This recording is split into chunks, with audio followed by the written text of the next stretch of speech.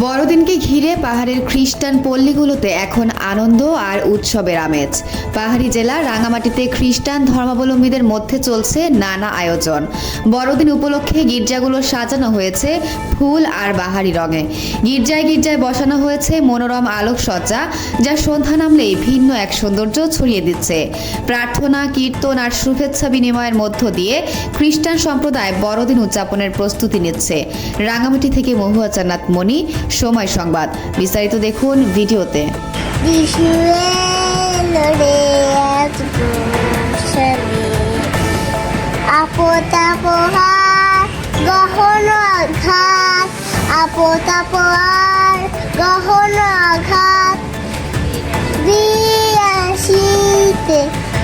মা করে সবাইকে ভালোবেসে শান্তির বার্তা যেভাবে ছড়িয়ে দেই, ঠিক তেমনিভাবে আমরা আমাদের উপাসনা মন্দিরটাকেও সাজাই।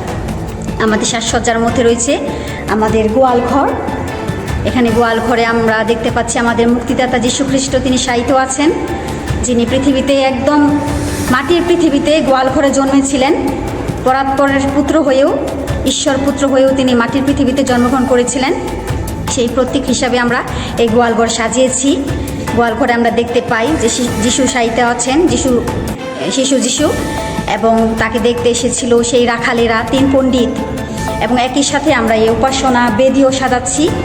এই আমরা মা মারিয়াকে সাজিয়েছি, যার গর্ভে মুক্তিদাতা জন্মগ্রহণ করেছিলেন।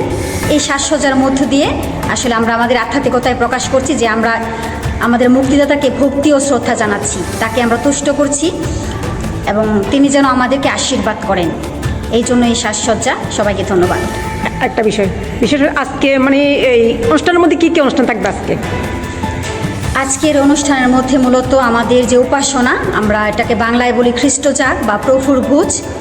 এখানে আমাদের প্রার্থনা থাকবে, উপাসনা বিষয়ে গান থাকবে, কীর্তন থাকবে এবং এই প্রার্থনার মধ্য দিয়ে আমরা সকল খ্রিস্ট ভক্তগণ, ছেলে মেয়ে, বয়স্ক, যুবক, শিশু, ধনী গরিব সবাই এই গির্জাঘরে মিলিত হবে। সকল ভেদাভেদ ভুলে গিয়ে এখানে একটা আধ্যাত্মিক ভোজে আমরা মিলিত হব।